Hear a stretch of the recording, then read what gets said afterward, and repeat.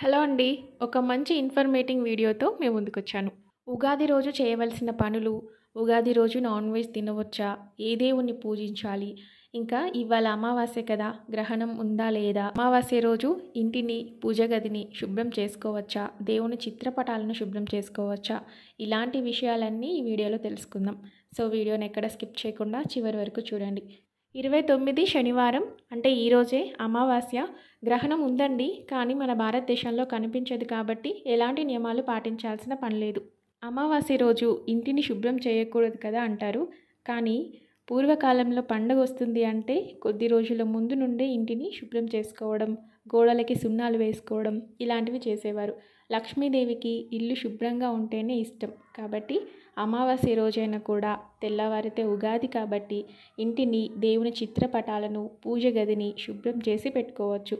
ఏమైనా విగ్రహాలు ఉంటే కూడా నీట్గా శుభ్రం చేసి గంధం కుంకుమ బొట్లతో అలంకరించుకొని రేపటి పూజ కోసం సిద్ధంగా పెట్టుకోవచ్చు. ఉగాది రోజు నాన్ వెజ్ ఎట్టి పరిస్థితిలోనూ తినకూడదండి.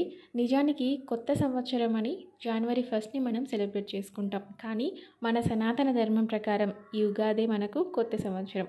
ఈరోజే మనకు న్యూ ఇయర్గా సెలబ్రేట్ చేసుకోవాలి.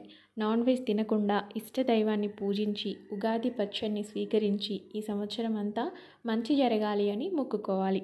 ఉగాది రోజు సూర్యోదయం కంటే ముందే నిద్రలేవాలి. ఇంటి ముందు రంగుల ముగ్గులు వేయాలి. ఇంట్లో వాళ్ళందరూ అభ్యంగన స్నానం చేయాలి.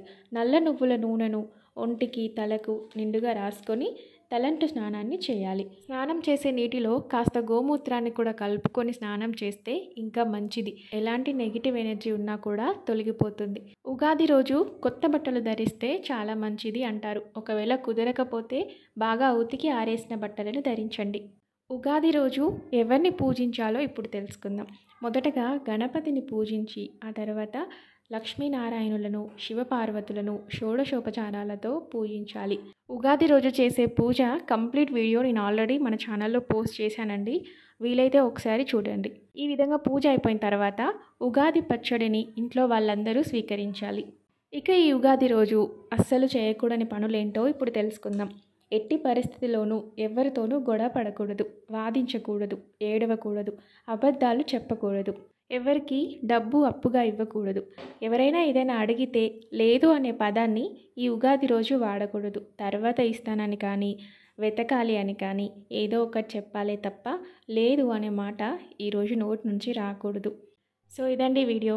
ఉగాది రోజు ఏ పనులు చేయాలి, ఏ పనులు చేయకూడదు, అలాగే అమావాస్య రోజు ఇంటిని శుభ్రం చేసుకోవచ్చా లేదా, ఇవన్నీ మనం ఈ వీడియోలో క్లియర్గా తెలుసుకున్నాం కదా. మరో మంచి వీడియోతో మళ్ళీ కలుద్దాం. Thanks for watching.